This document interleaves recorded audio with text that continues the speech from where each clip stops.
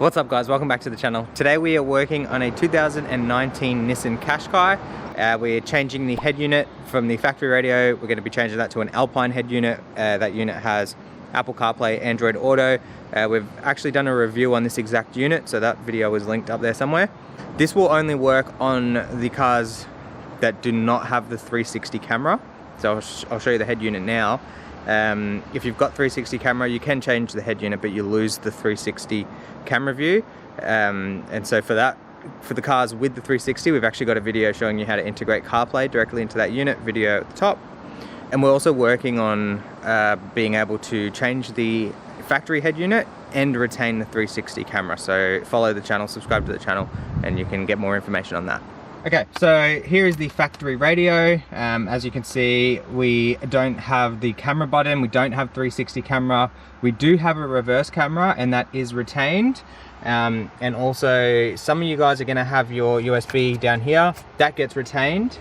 And some of you guys are gonna have your USB in here in the center console, that is also retained. So it doesn't matter where it is, it gets retained. And yeah, so all steering wheel controls will continue to work as normal. First thing we'll do is start looking at removing the head unit, and we're going to start right over here. Okay guys, first thing we need to do is remove this panel, and like I said before, this car is a 2019 year model, so it's in almost perfect condition. And so when we're removing our panels, we do highly recommend using plastic tool removers. So we actually sell this awesome kit. I'll leave a link in the description.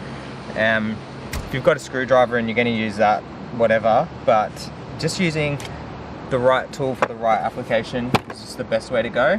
So we're going to be able to, one, pop that off extremely easily, and two, we've not left any marks on anything because we've used plastic. Okay, next up we have a screw right here holding in this air vent. Remove that screw. And we can pop this air vent out. Okay, so I'm just up and down, and pulling back at the same time. The whole vent comes out. Sometimes just the face of the vent comes out, it unclips, so that it is held in by little clips here. If just the clip comes out and the vent stays in, it's okay, just to make sure you put it back on properly. What that's going to allow us to do is remove this panel, again held in by clips, without scratching the side of it, because it is behind that air vent there. So again, plastic. You can even go like that, pop, pop, nice and easy, perfect. Alright guys, next up we're going to be removing the climate control. Now if you feel right underneath here, there is a line sort of where this panel meets the other one, so you can use a plastic tool, pop it in underneath when you can find it.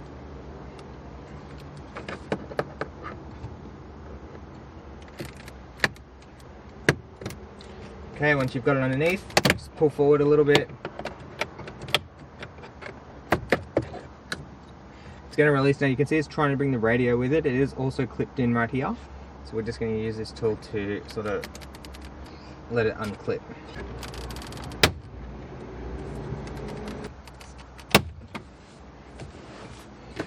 Okay, so those plastic tools, along with pulling and sort of maneuvering in the right position, has allowed this to unclip, and then from there we can sort of maneuver it out. There are these little locating pins here.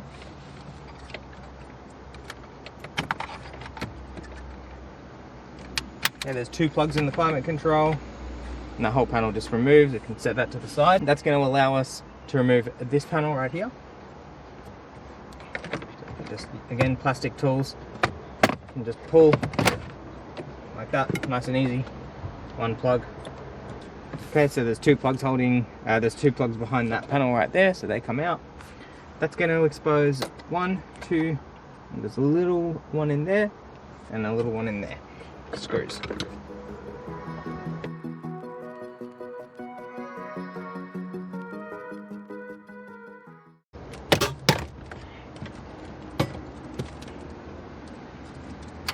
Alright guys, and that is the head unit out. Okay, now inside your head unit kit, doesn't really matter what kit, they're all going to have something like this. We are going to Open it up. We've got a power harness here. RCA harness. It's got outputs and camera inputs. USB extension, so we're not going to use that because we are retaining the factory USB, so I'll show you how that works. And the mic, so maybe we'll do the mic now. Get that out of the way. What we'll do is put the mic on its clip, and we're going to feed this into the roof lining, so you can see it sort of opens here, like, oh, you can see it opens like that. So the roof lining is going to slide in between. We've got the mic mounted right there to the roof lining. It is sort of hidden behind this panel, which is nice. And it is out in the open, so it's going to pick up the most amount of noise, which is what we want, as in the correct noise, someone's voice, not road noise or anything. And yeah, so that's how it looks. I'll get you a outside look at that. And then what we're going to do is this wire right here is pretty much just going to tuck behind the roof lining, so you can sort of just fish that out with your hands, not too much pressure, and then get it underneath. We're going to get to this panel. Some people like to just tuck their wire underneath here, or you can do it however you like. We like to remove the A-pillar completely and run it with the factory wiring. So I'll show you quickly. We've got our plastic panel removal.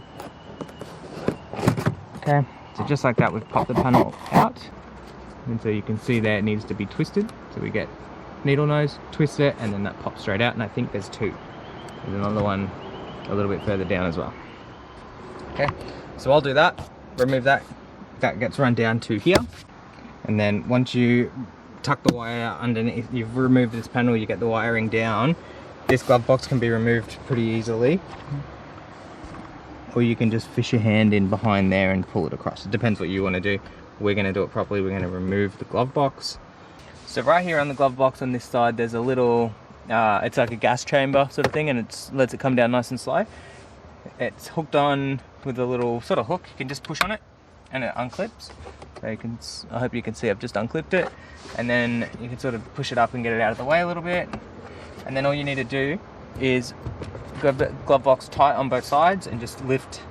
So you got it here, just go up a bit and then pull it straight up.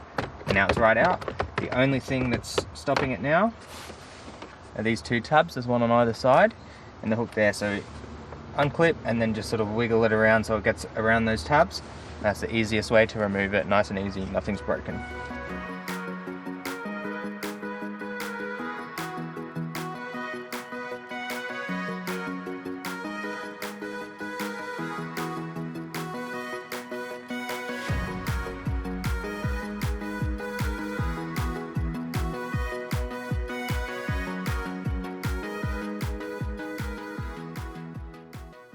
So here is a module. This is made by Connects 2, and it's a good company. They do a lot of good modules. What we've got is a whole lot of stuff. So let's try and make it simple. It's plug and play for the most part. So this side here plugs into the car. So we've got 1, 2, 3 plugs. So they all correspond here. And anything that doesn't get plugged in, like this one for instance, gets disregarded and taped up. Here is our USB retention. Okay, so that plugs into the USB here. It just looks like a that just looks like a mini USB. So it's and then here is a mini USB female, and then on this end is the male, which plugs into the head unit. And then obviously when you plug into the genuine USB, you can use your USB features. We've got an RCA here for the reverse camera, so that in this stuff here, we've got it's got all the wirings already done, video signal, the pinouts are already done, and the only thing that's not done is there's a voltage reducer. It comes in the little kit here, so that needs to be plugged in. So basically, for the most part, it's plug and play. Like if you got this kit, you'd be able to figure it out yourself pretty easily. So we just need to plug that in. Right, voltage kit. Boom. Plug in our module. Okay. Now we've given a module here that has dip switches on it, so you might have to go through and set the dip switch settings. Oh, you most likely will, actually, for sure. And now what you can do is, now you've got two accessories. You've got a wired accessory and a CAN bus accessory. So we're going to use the CAN accessory, and what that means is it has like key sense, so when you turn the car off, the head unit will stay on until you open the door. Whereas on the wired accessories, as soon as you switch the key off, head unit turns off. Okay, so that's up to you. And that all works through the CAN bus module. Then we've got, lastly, some extra wires here. Speed signal if you need it, we never use it. Park brake if you need it, we never use it. I've got a little hack video, I can show you that. Link at the top here. And a reverse trigger, so that gets connected to the reverse on your aftermarket head unit. So once we've got the car side of things done and plugged in, just pretend, well, minus that. All right, that's plugged in. You're left with these two bare plugs. So what you can do, now these are just called ISO plugs. You can go ahead and buy 2 ISO females to an Alpine plug or Pioneer or whatever head unit you're using and make this completely plug and play. Or you can do what I always do and chop this off when it's not plugged in, of course. Chop that off and then hardwire this to that, okay? And then we've just made our own plug and play harness without needing to either purchase a secondary plug, or 2, I like it, it just looks neater, less bulky. You know, it's better that way, in my opinion. And yeah, so I'm not going to do a complete video on what each wire does and how to connect them. I'm just going to get this done myself. But I'll leave, if you look in the top right hand corner now, I think it's the right or left, I'll link the video that we've showed you how to do all this stuff, okay? So it explains what these wires mean, how to connect them, okay? They're universal, so pretty straightforward. All right, so I'll touch base with you guys once this is done. All right guys, welcome back. So here is our loom. Created somewhat of a nice loom. We've got main plug for the Alpine unit, we've got the USB retention, we've got the reverse camera retention, we've got our head unit, our universal antenna. Then on this side, there's the other side of the antenna, and we've got our main power plugs to go to the car side. Everything else is just taped up nicely with fabric tape, all connections are soldered. And we've got our dip switches, I've just left them sort of accessible for when we need. And yeah, the only last thing, this is called a patch lead. And that is a universal patch lead, so that will work for any head unit, whether it be Alpine, Pioneer, whatever. For Alpine, they do come with instructions, but for Alpine you chop green. So just chop the green loop, done. Tape it up, we're only going to use the 3.5, so the other 3 key plugs, they can all get chopped off, like so. Tape it up, like so. We can go ahead and plug in our main connections.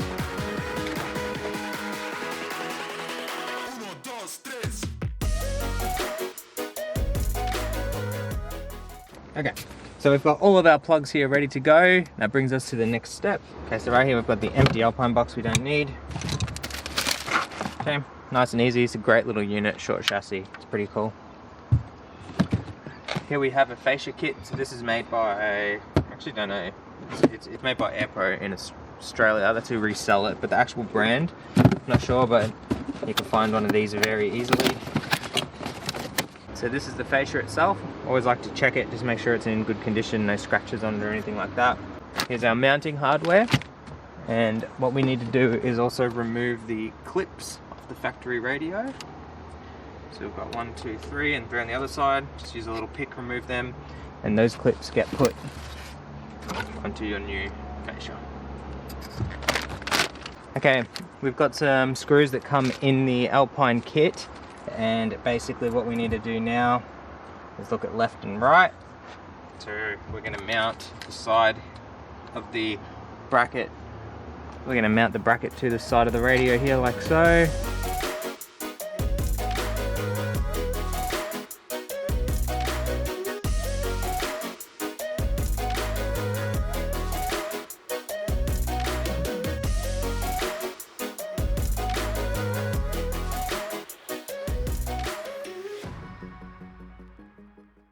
Okay, so fascia is ready. We've got our brackets mounted to our radio, and we've also Got some play here if we need to move the radio backwards and forwards, we can do that. Pretty sure that's perfect for this radio setup. And as always, before we go too far, we will plug it all in and test it. The last thing you want to do is have the whole car back together and then something doesn't work.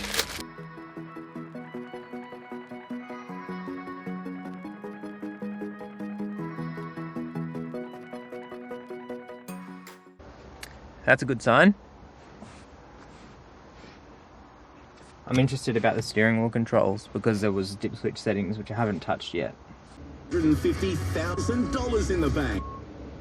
When you're aiming for that personal best, it helps to bring your personal trainer. Oh, there we go. So volume down works. Track up. Track down. You end up with a perfect trainer. Back. Oh no, back doesn't work on steering wheel controls. Phone. Yep. Phone works. Okay. There we go. What about reverse camera?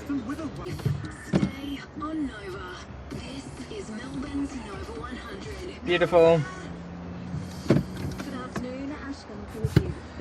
Okay, so I'll pull the unit back out, clean up the wiring completely, and then we can go back together.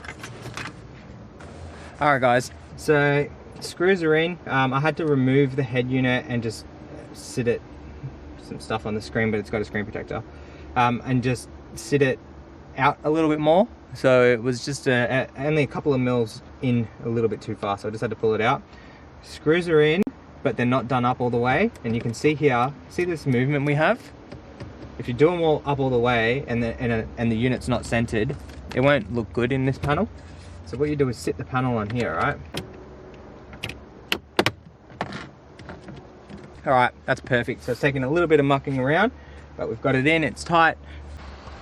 So I've just sort of aimed to get it the same sort of height, high and low, and the same backwards and forwards. And just looking at it, you'd probably never notice, but these are just the very fine details that I like to get perfect. So yeah, I'll continue putting the car back together.